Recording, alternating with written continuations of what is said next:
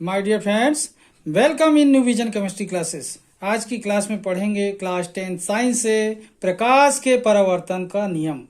मतलब प्रश्न क्या होगा, प्रकाश के परावर्तन के नियम लिखिए। ओके, आज का क्वेश्चन होगा। तो देखते हैं इस क्वेश्चन का डिटेल, प्रकाश के परावर्तन के नियम का डिटेल देखते हैं। इसके पहले जिन लोग मेरे चैनल में नए हों तो चैनल को जरूर सब्सक्राइब कर लीजिए और वीडियो पसंद आए तो लाइक कीजिए और शेयर करना मत भूलिए। तो देखते हैं प्रकाश के परावर्तन के नियम। ओके, तो यहां पर देखें प्रकाश के परावर्तन के नियम। उसके पहले हमें क्या जानना चाहिए, प्रकाश का परावर्तन क्या है। ठीक है, मतलब प्रकाश का परावर्तन किसे कहते हैं। जब ये पता चलेगा तो फिर नियम पता चलेंगे। तो सबसे पहले देखें प्रकाश का परावर्तन क्या है, ध्यान दें।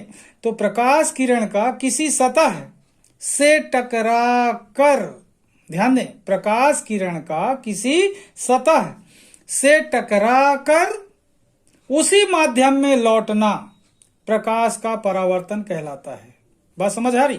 अगर प्रकाश किसी सतह से टकराकर वापस लौटता है तो इसे क्या बोलेंगे, प्रकाश का परावर्तन। एक बार फिर से देखें, प्रकाश किरण का किसी सतह से टकराकर उसी माध्यम में लौटना प्रकाश का परावर्तन कहलाता है। ओके, अब देखते हैं नियम, परावर्तन के नियम के बारे में देखें परावर्तन के दो नियम होते हैं, ध्यान रखना।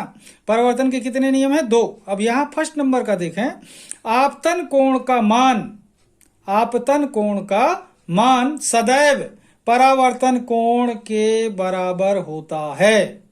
आपतन कोण का मान सदैव परावर्तन कोण के बराबर होता है।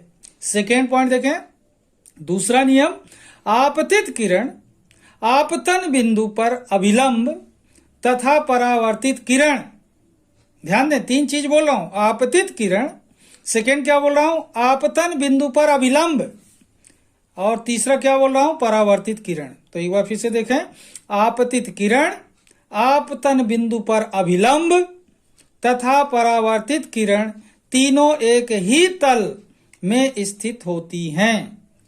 ओके, तो इस तरीके से देखा। सबसे पहले क्या देख रहे हैं, प्रकाश का परावर्तन किसे कहते हैं तथा परावर्तन के नियम लिखिए, ऐसा क्वेश्चन होगा। तो क्या हुआ, प्रकाश किरण का किसी सतह से टकराकर उसी माध्यम में लौटना प्रकाश का परावर्तन कहलाता है। ओके, और परावर्तन के कितने नियम, दो। प्रथम नियम देख रहे हैं क्या है, आपतन कोण का मान सदैव परावर्तन कोण के बराबर होता है।